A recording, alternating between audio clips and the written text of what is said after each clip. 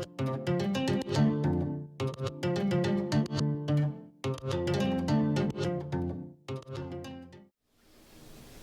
guys, Coach Hunter here coming at you today with a video about how to progress in grappling. I think that it's not a trivial thing to get better at this stuff. I think that it's really important to think about the process a little bit, and it's something that I took a long time to do. One thing that I was always really good at was showing up to class to train. Something I enjoyed. I just loved coming to class. You never had to twist my arm to go and train.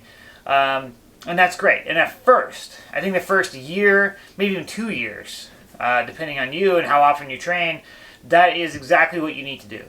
Go to class, show up consistently, not necessarily every day. You know, I see a lot of people who come in and they're hot and they're beginning and they're like, I want to get after it every day, and they burn out. So pick something sustainable. You can do long term. 3 days a week, 4 days a week, whatever it is for you, okay? 1 day a week if that's your schedule. And just stay at it, okay? The longer you train, the better you're going to get broadly. However, after a little bit, your kind of new person gains are going to kind of wane, right? And that's usually around the blue belt level, right? That is to say, a year or two of training and development for most people.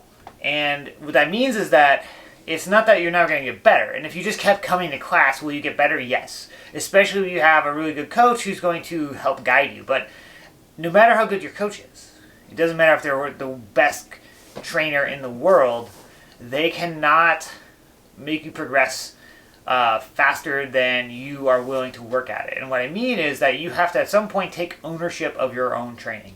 You have to decide, hey, what works for me? What appeals to me? What techniques, what style is working, what is something that I enjoy, techniques that kind of play to your body type or to your personality, both in grappling and of course in kickboxing as well, and striking and martial arts generally. And this is like in a college program, this would be like where you start hitting like the directed independent study, right? Where your professor, you work with them and say, hey, I'm interested in this topic, and they can guide you in the right direction, right? And of course, now, YouTube videos and online instructionals are huge, and I'd say if you're brand new to grappling, you can definitely look at that stuff, go ahead and get it, but it's going to be very hard to digest from a video.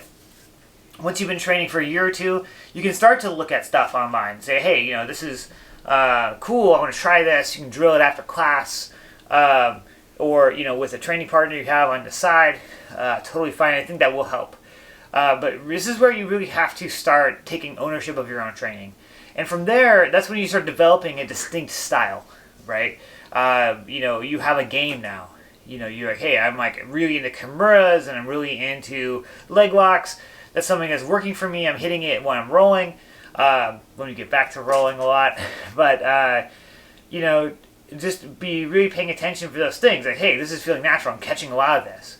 Now, I think the tendency at first, when you're new to grappling, is to think that the solution to your problems is more techniques. It's that, hey, I need to get more stuff, more techniques. And I think the reality is that it's almost a process of winnowing, of limiting the number of techniques that you're going to focus on, limiting the number of techniques that you're going to pay attention to and use to get really, really razor sharp at a set of things that become your A game. Now, can you demonstrate something outside of your A game? Ideally, yeah, especially as you climb the ranks. Once you're a black belt, you should be able to demonstrate with competence pretty much all of grappling, right? However, if you see a black belt in competition, are they going to be pulling out a totally different game every time they grapple? No. I can't think of anyone who does.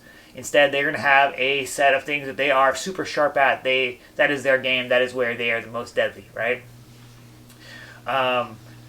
So that continues, that process, right? It's just a broadening off of that. It's learning to take every aspect of grappling and bring that to your A game. Maybe you don't like back mount, but you can use back mount to get to that Kimura. You don't like, side mount, but you can use that side mount to get to your Kimura. I mean, of course, you probably should like side mount. But maybe bottom side. Hey, bottom side's side mount is just an entry for my Kimura, right? It brings me back to where I want to be. So really start thinking about that, and it's an individual game. But one thing I start to do is take note of anytime you tap someone out in the class, Anytime that you're drilling something, you're like, man, this is awesome. I love this. Make a note of it. Write it down. And say, like, okay, you know, what can I do to get to that, right? How can I improve at this skill? And talk to your coach. Say, hey, you know, I really like this. How do I get there? Like, what are ways to enter to it? Or maybe, like, I'm loving it, I'm getting there, but I'm struggling to finish it, right? And people are getting out like this. And your coach should be able to help you get around that issue. So, guys, think about it. Like this video and subscribe to our channel to see all of our content. And as always, stay safe, stay healthy, and I'll see you on the mats.